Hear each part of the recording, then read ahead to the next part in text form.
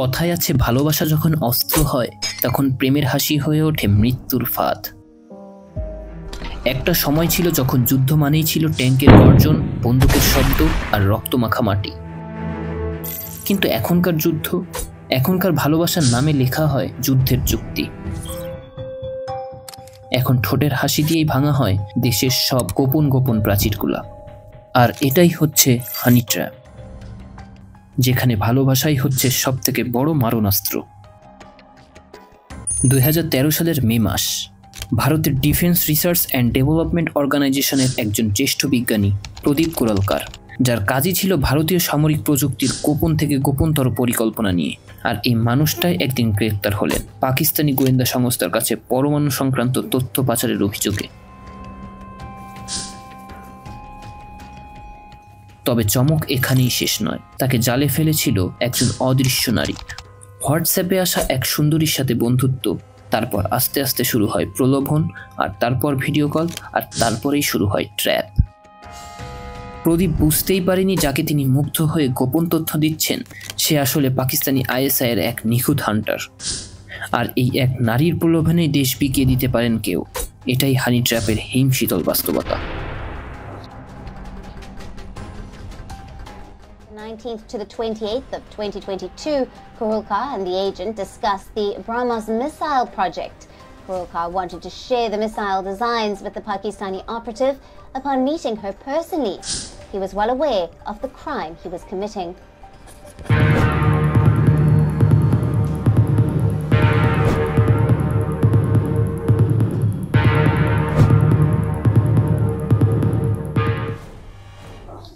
কিন্তু প্রশ্ন এখানেই থেমে থাকে না।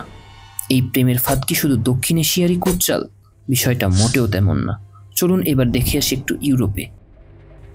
2025 সালে ফ্রান্সে গ্রেপ্তার হলেন টেলিগ্রাম মেসেজিং অ্যাপের প্রতিষ্ঠাতা পাভেল দুরভ।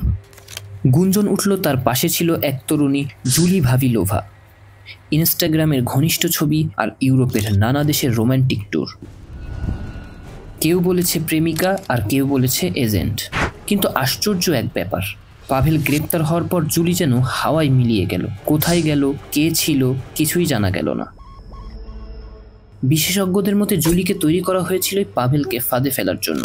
ক্রিপ্টো এবং এনক্রিপশন নিয়ে কাজ করা পাভেল ছিল রাশিয়া এবং পশ্চিমাদের টার্গেট। আর জুলি ছিল সেই চাবি, ভালোবাসার নামে মোড়ানো এক গুপ্তধন।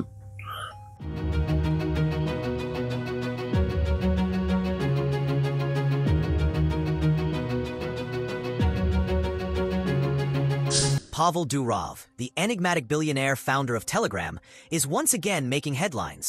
But this time, it has nothing to do with encrypted messaging, digital privacy, or his ongoing standoff with global governments.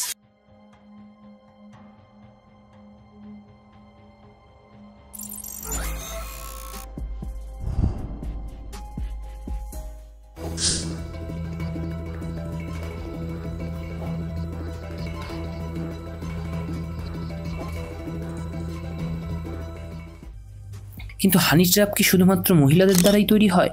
বিষয়টা মোটেও তেমন না। এবার শুনে আসি এক পুরুষের ফাঁদের গল্প।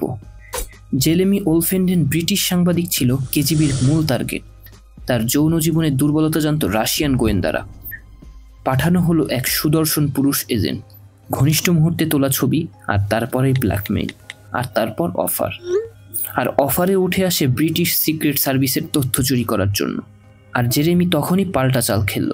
সব খুলে বললেন MI6কে। তাকে বানানো হলো double agent.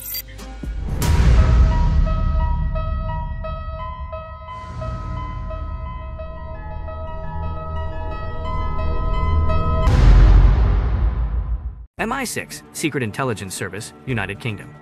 The Secret Intelligence Service, SIS, commonly known as MI6, is the United Kingdom's foreign intelligence agency.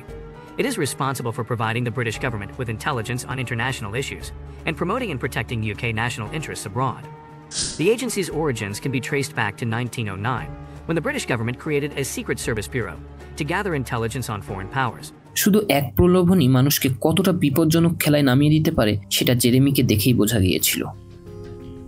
কিন্তু এবার শোনা যাক এমন একজন নারীর গল্প যিনি ছিলেন হানি ট্র্যাপের রানী, যার প্রেমে পড়ে ধ্বংস হয়েছে সেনাপতিরা, পতন হয়েছে গোটা গোয়েন্দা সংস্থার।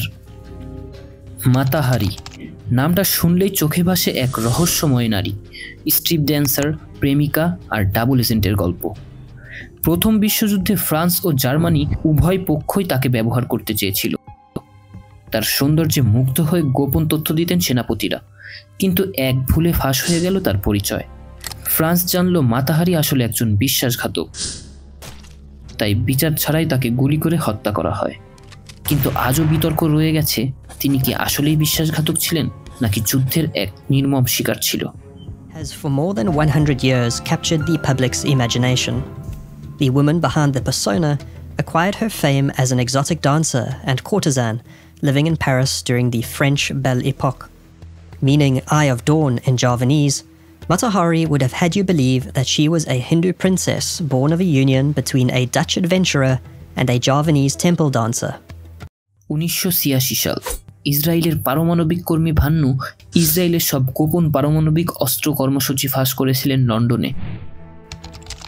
ভান্নু কিছুই না বুঝে সেই সিন্ডির সঙ্গে ইতালিতে পাড়ি দেন।